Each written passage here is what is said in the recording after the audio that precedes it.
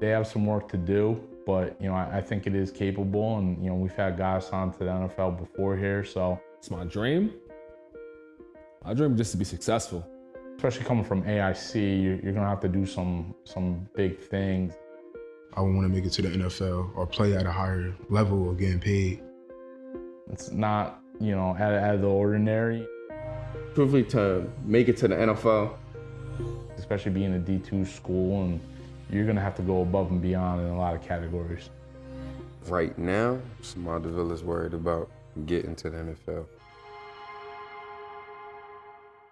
Always moving forward, cause I know that there'll be better days. Trying to reach a million with my brothers on the center stage. Used to make the minimum, but now we getting better pay. I pray to Lord my soul to keep, I know I got a debt to pay. Always moving forward, cause I know that there'll be better days. Trying to reach a million with my brothers on the center stage. Used to make the minimum, but now we getting better pay. Pray to Lord my soul to keep, I know I got a debt to pay.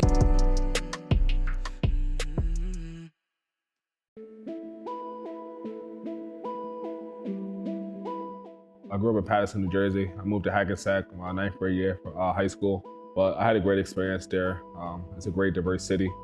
Met a lot of new people, learned a lot of things. So, growing up in Paterson, it was fun. It was difficult though at times though, because the environment ain't too well. But I don't know. I guess just being around everybody, I adapted to it and just took the right path in a way. So we were born and raised in Worcester, Massachusetts, about 20 minutes from Leominster. And then we moved to Leominster when we were about 10 years old. Leominster was great for us. This is where we was introduced to sports like football, basketball. A lot of support all around the community. Growing up was fun in Jersey. It was always something to do. A lot of my peers, we all did the same thing. Played ball, just around a lot of talent. And we learned from the guys before us how to work hard. I started playing football at a young age, probably like 4 or 5. And I grew up on the football field. My father was a head coach for the Paterson Bulldogs. Ever since I was born, I was always around football. So. We played football because of a significant other. We had a close friend to us that when we moved there, we didn't really know anybody, but like he was always around. He told us, yo, try out. We tried out. We weren't really all that good. It was our first year. I'm pretty sure I played O-line at 87 pounds, so it was horrible. So I would say around the age of 5, 4, that's when the interest grew for me. So I remember actually, I used to put socks in my shirt, like they were shoulder pads, and I would run around the house like juking chairs and couches. You could say from the time I pretty much could learn how to write my own name out, that's when I love the game of football. I feel like football honestly picked me. My first year playing football, I was 4 years old, playing flag football, and I kind of had an instant love for the game. My whole life, all I ever knew was football. I mean, I played other sports, but football was definitely like my main sport, always football from an early age.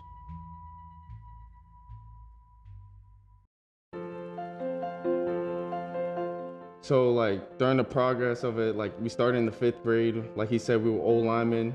And then as a 6th grade, we started being a skill. I'll tell you what, I think they made up a lot of ground in the last couple of weeks, ever since the Neshoba loss and Kyle Jackson, combined with Keith Jackson, twin terrors out there. And we heard we might get Derek Franks back as a playoff start here. That would be a welcome addition considering how far they've come since the injury. As we were getting older, we started being our natural position. We started playing DB, we started playing receiver. And then so we were just comfortable at those positions that we were playing at that time. So just going into high school, we had the confidence and mindset that we could do it all. Like Jackson's to the left of the formation. Now Keith will shift in motion.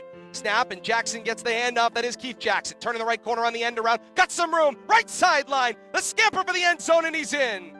A 31-yard touchdown. Football in high school, it was fun.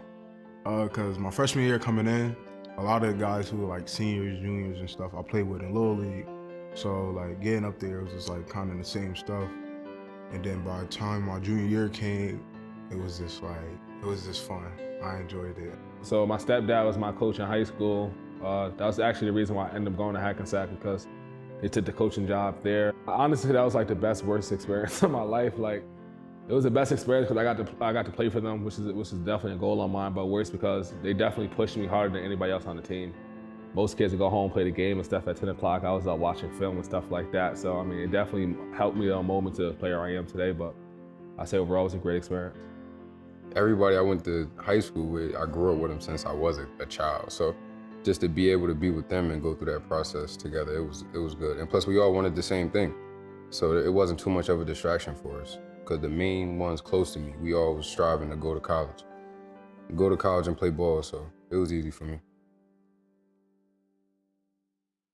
If you got a hope and a dream to play in college, I want you to have it. But I also want you to know that there's got to be things to be done to get there.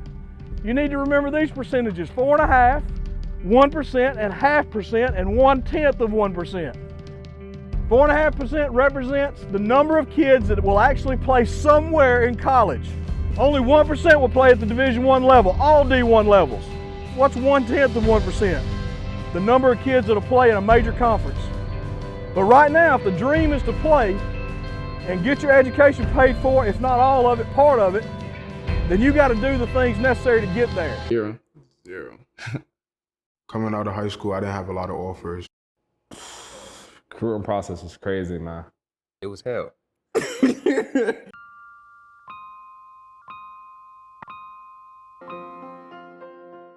First time I met Samad, I remember, going back to the office after leaving New Brunswick, like later on that week for a recruiting meeting and, kind of spoke into fruition here a little bit. But, I told everyone he'd be a captain here at AIC and he ended up becoming one. So I tested well with my SATs. My stats were good. I was definitely over 1,000-yard rusher. I showed versatility. I led my team in tackles since I was a sophomore. I was a captain on varsity, playing both sides very young. But it just, I didn't get any calls, I didn't get any offers. And for one moment, maybe I had about 2 weeks of my life, or almost 2 to 3 weeks, close to a month, where I kind of told myself I didn't want to play anymore. And that was actually the biggest snap of my life as far as being hitting rock, feeling like I hit rock bottom. Because everything that I wanted since I was 5, it was time for that to happen, and it didn't happen.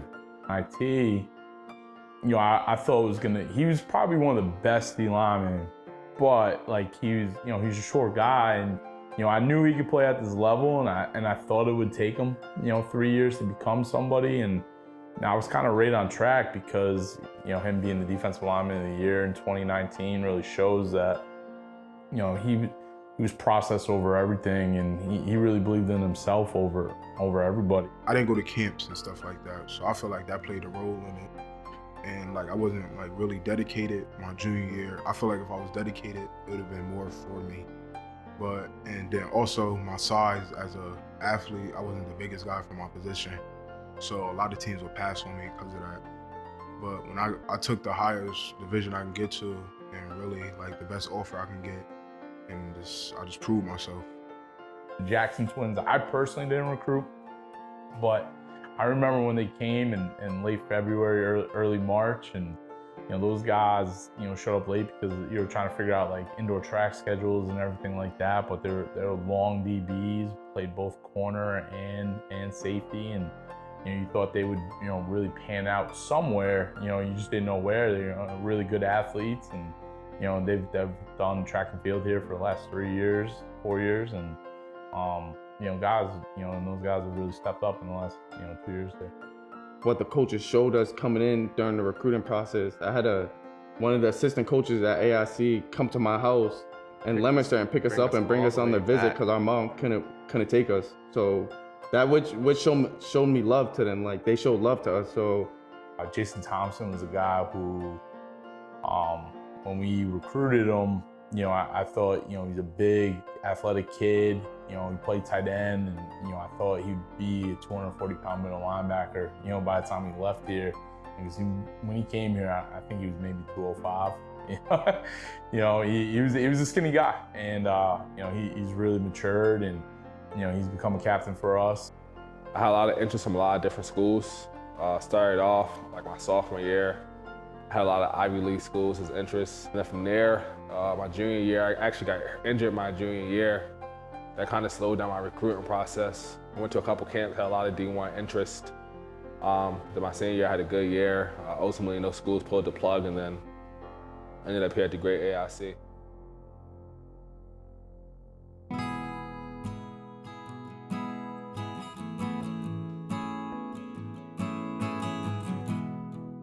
Tackle on the left guard in terms of gap placement.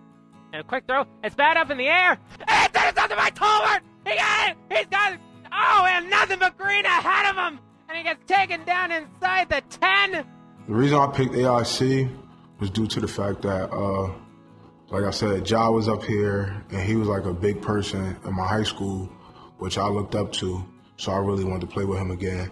And he made me feel comfortable. And then even Kozer, when he came to recruit me, I felt comfortable about everything. So I just felt like this was the right choice for me. And this is where I wanted to be at, because it felt like home, and the environment was great for me. Need to get to midfield for the first down here. And that pass is intercepted. Picked off by Keith Jackson. There's Jackson down the sideline. And he will score. Taking Hogan deep. His man's got separation. It is incomplete. Knocked away at the last possible second. Great job by Kyle Jackson defending. Like AIC just never stopped. Like I'm trying to get us to commit to AIC. Like they were always emailing us, always texting us, "How you doing?" Like and all that. So which showed me that they really cared.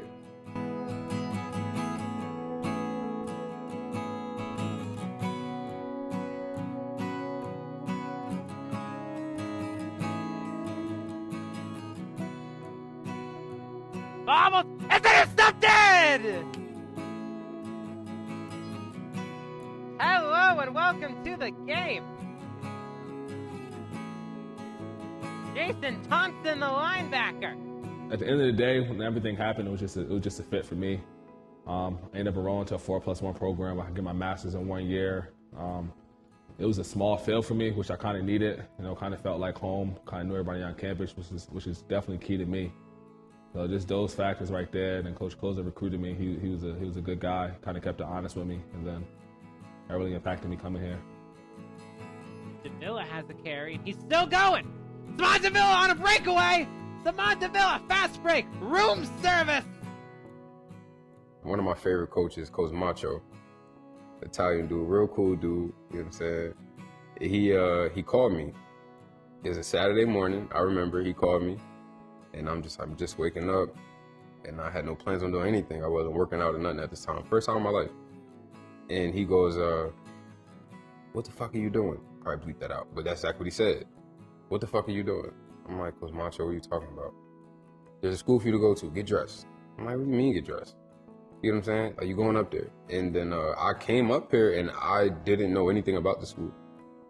So like it was around the time where they were doing visits, so I guess he already had it lined up for me, I guess. And I came up here, and it was my only option. And then after that, I sat down in Coach Paul's office, and I talked to him. I told him, he's like, "Bro, it's an opportunity, bro." He helped me kind of see that and put that picture together for myself.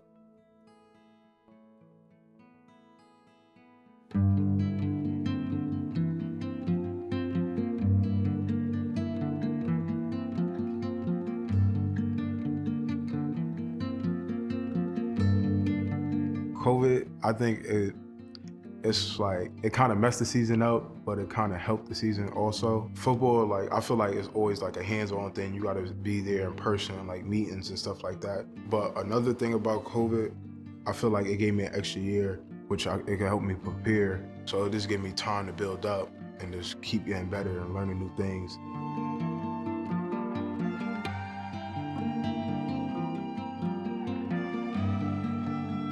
Helped us out in a way because we get to go to school and further our education and also further our athletics.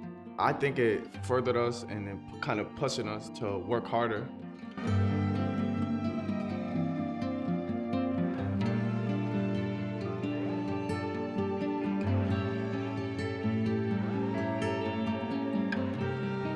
It gave me an advantage, and it showed me that you can get things done no matter what.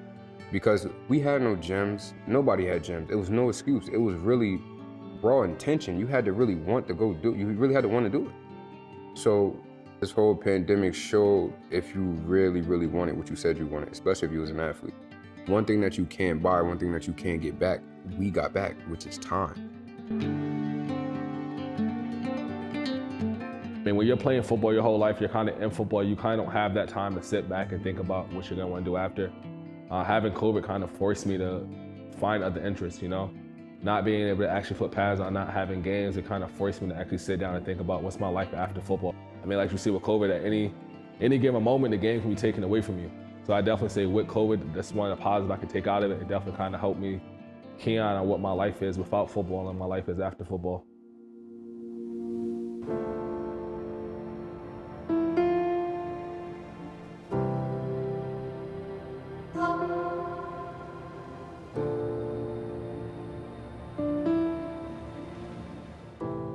I remember from watching Reggie Bush highlights, being a kid, I knew like that's what I want. To see him in the Coliseum jumping over, you know, 3-4 people from 5 yards away from the end zone, I knew that's what I wanted to do. My dream is definitely just to be successful and to create generational wealth and to provide for my family and give my kids opportunities that I didn't have. That's really just my dream. However I achieve that dream is as good as can be, but my dream is not set in stone on one thing. That's just an overall dream of mine. Every athlete's dream should make it into the league or professional in the sport they play. It's like you just have to have the mentality and mindset to try to reach that goal where you want to be in the future. Like he said, he definitely said it all. Like if you growing up as a kid playing a sport, you want to go professionally, but you have to have both sides to it. So I want to make it to the NFL or play at a higher level or getting paid to play football. That's all like I think about right now, like just taking the next process of what's gonna happen next season. What's the steps I have to take to get there.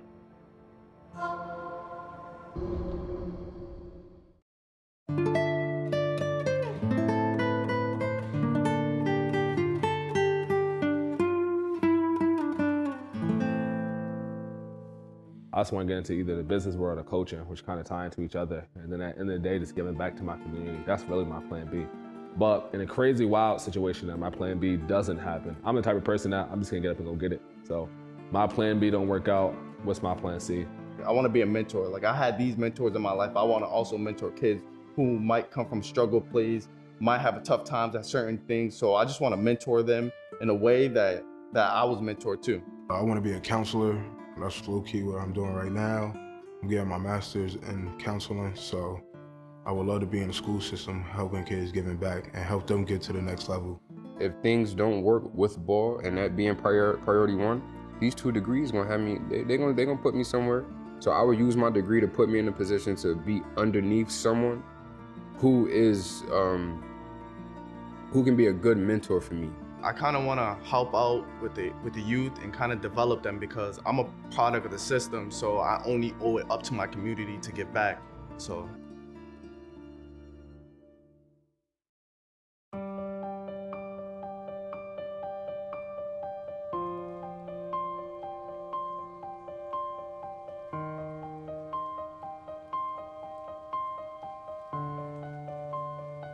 Biggest fear? Biggest fear? God.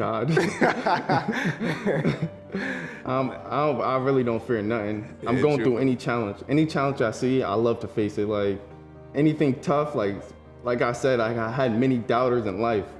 Like I never thought to myself that I couldn't do something. Like no matter what, I'm gonna go for the challenge. I'm gonna go for the top dog. Go get it. Letting the people around me down, like my loved ones, the ones that really supported me and that's close to me. Cause I feel like if I let them down, that is like, it won't feel right to me. So that's my biggest fear. Probably disappointing my mother. For real, disappointing my mother, my family. Letting them down, you know, letting them down. But I live in a way to where I won't do nothing to let them down, nor myself.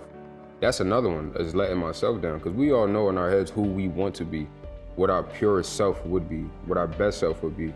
Every day that you do something, this is how I feel. Every day that I would do something that doesn't align with that, I let myself down. And that's why I stay away from stuff like that, anything.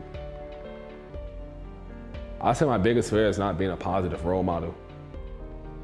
I got a big family, so I got I'm the oldest of like all my cousins and my siblings, so I have a lot of family members that's coming up behind me. And my biggest fear is not giving them something to look up to and something to kind of go achieve at. Like I just really just want to be that role model for them to say like, yo, if Jason can do this, then I can go do this. Like that's really what it's about for me, just being that role model and that kind of image that they can kind of emulate and kind of take the footsteps that I take.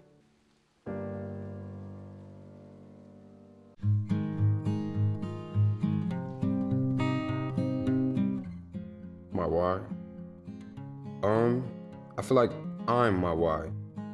Like that might sound selfish, but it's my life. You get what I'm saying? And I knew from when I was younger what I always wanted for myself.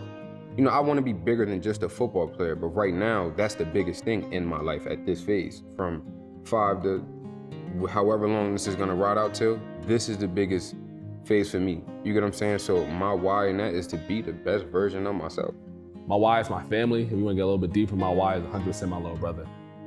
Like every day I wake up, I do everything I do for my little brother.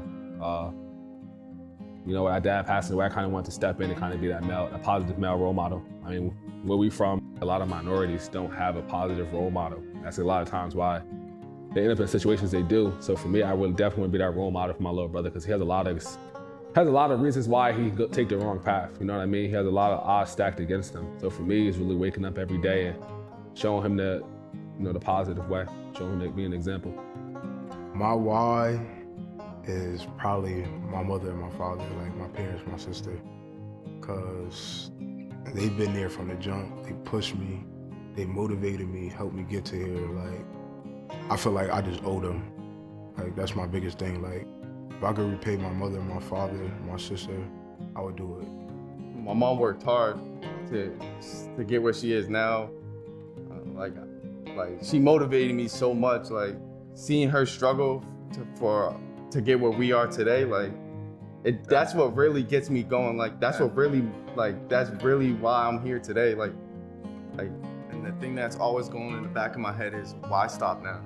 Why stop now? Because we made it so far. Why stop now? Why not just keep going?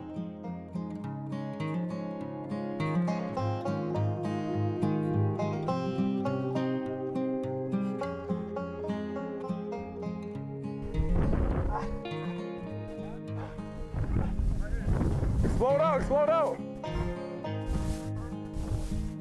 Hey, first team ready. First team ready, keep it strong left. First team ready, keep it.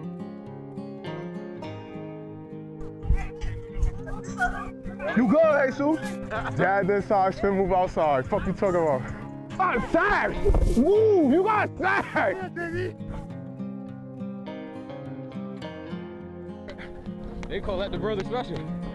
Bro, if you get penetration through, but they're not gonna touch you.